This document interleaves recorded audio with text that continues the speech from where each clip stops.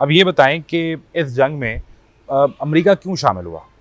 मेरा शुरू से तो अमेरिकन प्रेसिडेंट ये कह रहे थे कि जब तक हम पर अटैक नहीं होगा हम ईरान के ऊपर अटैक करने नहीं जाएंगे। बिल्कुल। और वो ज़बानी जमा खर्च में तो चले इसराइल को सपोर्ट कर रहे थे, पर उन्होंने कहा कि हमने अटैक के लिए मना किया है, लेकिन फिर अब ये जो कर रहे हैं ये इसराइल ने अच्छा किया है। तो ये क्यों ज़रूरत पेश आई कि आप नेतन्स में, इस्फहान में और फिर आप उसमें फर्दू के प्लांट के ऊपर अटैक करें? ये सारी बातें तो चंद सालों में डीक्लासिफाई होकर हमें जो असल कहानी है वो पता चलेगी, मगर जो हम कंजेक्चर कर सकते हैं, जो हम गेस कर सकते हैं, जो हम अंदाज़ा लगा सकते हैं वो ये है कि इसराइल ने अमेरिका को ये कहा है जुमे के दिन को, क्योंकि इतवार के दिन को उनकी नेगोशिएशन फाइनल होने जा रही है। इसराइल की ये ख्वाहिश है कि ये नेगोशिएशन ना हो, उसने तोड़ना ही तोड़ना है नेगोशिएशन। क्यों? क्योंकि ईरान के पास तेल है, उतना ही तेल है जितना सऊदी अरेबिया के पास। एक दफ़ा सैंक्शंस हट गए ईरान से तो ईरान की इकॉनमी 15% पे ग्रो करेगी। इससे इसराइल को क्या नुकसान होगा? इसराइल को ये नुकसान होगा कि ईरान के पास पैसे आएंगे, उन पैसों से ईरान रीबिल्ड करेगा, हिजबुल्लाह को रीबिल्ड करेगा, हमास को। ओके, ये इसराइल को खदशा, और हूतीस को भी फाइनेंस करेगा। ठीक है। तो वो सैंक्शंस नहीं ख़त्म करना चाहते। उन्होंने कोई ये बात कही है ट्रंप को और अमेरिकन एस्टैब्लिशमेंट को कि हम तो ईरान को सीधा कर सकते हैं, आपको नेगोशिएट करने की जरूरत ही नहीं। हम जो एक्शन करेंगे ना उसके बाद ईरान घुटने टेक देगा और खुद आएगा कि हमसे बात करो, खुद आएगा और कैपिचुलेट करेगा। आपको याद होगा कि ट्रंप ने ये कहा कि अनकंडीशनल सरेंडर करो, फिर हम वो ट्वीट किया और यही दो अल्फाज थे, अनकंडीशनल सरेंडर। एग्जैक्टली। तो क्या वजह हो सकती है? कंजेक्चर ये है कि इजराइल ने उनको ये कहा कि हमें जरा एक ऑपरेशन करने दें, उसके बाद ये अनकंडीशनली सरेंडर करेंगे। मगर हकीकत ने ये साबित किया कि ये गलत, उन्होंने एस्टिमेशन अपनी भी की और इधर भी इंटेलिजेंस गलत दी अमेरिकनों को।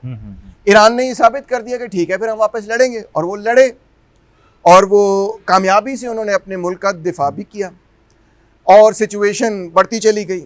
अब अमेरिका ने जो अटैक किए और फिर ईरान ने जो कतर में अमेरिकी बेस अड्डे पर अटैक किया, उसमें ईरान ने पहले उनको नोटिफाई भी कर दिया कि हम इतने बजे इतनी मिसाइल्स आप पे अटैक कर रहे हैं।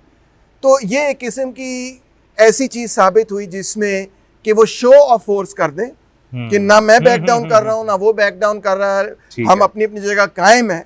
और उसके बाद अब लगता है कि ट्रंप ने ये फैसला किया कि अब जब हमने ये दिखा दिया है तो अब हम जो है आखिरी अभी हमारे ये बात करने से पहले ट्रंप ने जो अल्फाज इस्तेमाल किए हैं वो बहुत गुस्से में भी उसमें वो नजर आए। That's very true. वो चिड़चिड़े कि ये क्या कर रहे हैं, गाली भी निकाली। अच्छा, मुझे एक चीज बताएं कि ईरान को क्यों जरूरत पड़ती है 3H यानी हिजबुल्लाह, हमास और हूसी, इन्हें सपोर्ट क्यों करता है प्रॉक्सीज को? उसके डायरेक्ट बॉर्डर पर तो इसराइल बैठा भी नहीं हुआ, जैसे अभी आपने कहा, दरमियान में दो मुल्क आपने गुजारने हैं। तो ज़रूरत क्या पेश आएगी कि वो तेल बेचेगा, उससे इकॉनमी खड़ी करेगा, उस इकॉनमी से हिजबुल्लाह, हमास और हूसी को वो सपोर्ट करेगा? क्या ज़रूरत है? बिकॉज ईरान का विजन यही है कि हम एक इस्लामिक रेवोल्यूशन करना चाहते हैं। इस बात को समझे बगैर आप मॉडर्न ईरान को तो नहीं समझ सकते।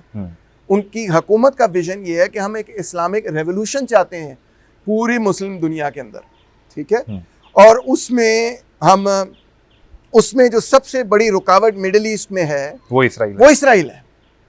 और इसराइल के खिलाफ अगर हम अपने आप को मुस्तहकम करें तो बाकी मुसलमान दुनिया भी हमारे पीछे आ जाएगी किसी ना किसी वक्त, और उसके नतीजे में एक इस्लामी इनकलाब बर्पा हो और उसको ईरान लीड करेगा और सारे 56 ममालिक उससे पीछे खड़े होंगे।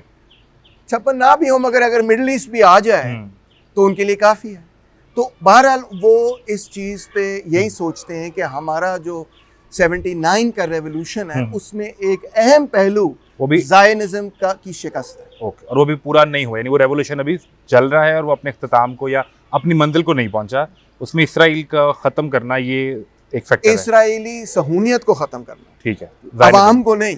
लेट्स बी क्लियर कि Israel as a settler colonial racist state के वो खिलाफ है, ठीक है। ये बहुत इंपॉर्टेंट डिस्टिंक्शन है, क्योंकि आप जानते हैं कि वहाँ वेस्टर्न मीडिया के अंदर इस बात को उल्टा के पेश कर दिया जाता है और वो दुरुस्त नहीं है। वो ज़ायनिज़्म को उसे ख़त्म करना चाहता है, वो ज़ायनिज़्म को ख़त्म करना चाहता है। और इसराइल की जो रेसिस्ट सेटलर कॉलोनियल पॉलिसीज़ हैं, फ़लस्तीनियों की नस्ल कशी की जो पॉलिसीज़ हैं, उनको वो ख़त्म करना। सो पोस्ट वॉर अब ईरान क्या ये कर पाएगा?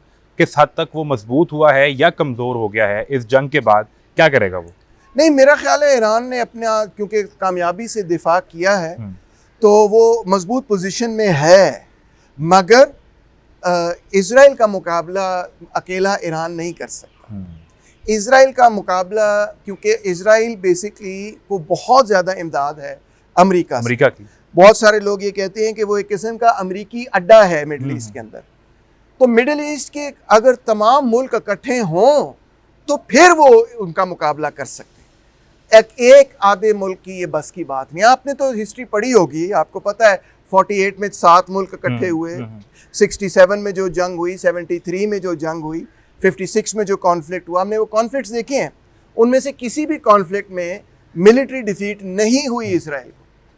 सो इसलिए हम इस बात फर्स्ट टाइम कि मिलिट्री डिफीट नहीं है ना, समझने, ये सक्सेसफुल दिफा और डिफीट में फ़र्क है। दिफा का मतलब आप मुझे मुक्के मार रहे हैं, मैंने अपने आप को प्रोटेक्ट कर लिया है, ये मेरा कामयाब दिफा है। मगर आपको मैंने जो मेरा मिलिट्री ऑपरेशन था वो तो फेल हुआ ना, कि मेरा मकसद आपको गिराना था। जी हाँ, इसराइल को, और वो नहीं गिरा सका। हाँ, मगर जब हम पॉलिटिक्स की बात कर रहे हैं तो उसमें इस चीज़ की ये डिस्टिंक्शन बड़ी ज़रूरी हो जाती है कि एक सक्सेसफुल डिफेंस और एक विक्ट्री में क्या फ़र्क है। मिसाल तौर पे पाकिस्तान ने अपने आप का बड़ा अच्छा दिफा किया था, बहुत अच्छा दिफा किया। मगर इंडिया को वो ये नहीं हम कह सकते कि उसकी फौज हमने तोड़ दी, उस रियासत, बिल्कुल ऐसा तो नहीं हुआ कुछ भी। ठीक है, आपने भी जो यूनिटी की बात की मिडिल ईस्ट में, अब मैं आपके पास आने से पहले कुछ चीजें देख रहा था। मैं आपके सामने एक जो सोशल मीडिया पे नैरेटिव चल रहा है, मैं वो पढ़ना चाहता हूँ। जरूर। वो लिखता है कि the United State and Israel have successfully orchestrated a strategy in the Middle East where Muslim countries are being drawn into confrontation against each other. यानी जो ईरान ने कतर के ऊपर अटैक किया, तो अब ये मुस्लिम कंट्रीज आपस में फिर लड़ेंगी। और फिर यहाँ जो डिवाइड एंड रूल का एक कॉन्सेप्ट है, अमेरिका और वेस्ट ये चाहता है कि अगर कहीं इनमें आपस में इत्तेहाद पैदा हो भी रहा था गजा के इशू पे, फ़लस्तीन के लोगों के लिए, तो इन्हें आपस में लड़ा दो और ये लड़ते रहें। मेरा ख्याल है कि उनकी ये जो स्ट्रेटजी थी ईरान पे हमला करने की, इसके पीछे ये मकसद नहीं था, ये मकसद इससे ज़्यादा पुराना है।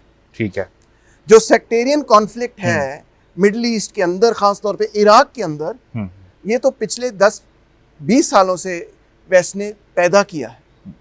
जब उन्होंने बाथिस्ट रजीम इराक में गिराई और उसके बाद वहाँ पर जब इन्होंने बाथ पार्टी के लोगों को बैन किया, उस वैक्यूम के अंदर जो मुक़्तदल सदर की जो मिलिशिया था, वो जो शिया मिलिशिया था, वो मजबूत हुआ, जो कि एक अनइंटेंडेड कॉन्सिक्वेंस था। उसके रिएक्शन में IS और शिया सुन्नी फसाद इराक में शुरू हुआ। ठीक है, उससे IS डेवलप हुई और वो फैलते फैलते सीरिया में गया। सो ये मामला शुरू हुआ था इराक से, और ये उसी वक्त शुरू हो गया था जब सदाम की हुकूमत इन्होंने ख़त्म करके इराक को ऑक्यूपाई कर लिया था। सो ये कहना कि ये कॉन्फ्लिक्ट उस वजह से किया गया था, बेसिकली आप बड़ी लेट आए हैं गेम में। ये बहुत पहले से चल रहा है कि वो इस तरह डिवाइड कर रहे हैं। ठीक है, इस अटैक के पीछे जो फौरी ऑब्जेक्टिव था वो वही था कि रोम और मस्कत के अंदर जो नेगोशिएशन हो रही है उसको ख़त्म करना है। हाँ, जहाँ तक शिया सुन्नी तोड़ को आपस में तकसीम करके रखना है, तो ये तो काफ़ी पुरानी स्ट्रेटजी है, ये आज के से नहीं है।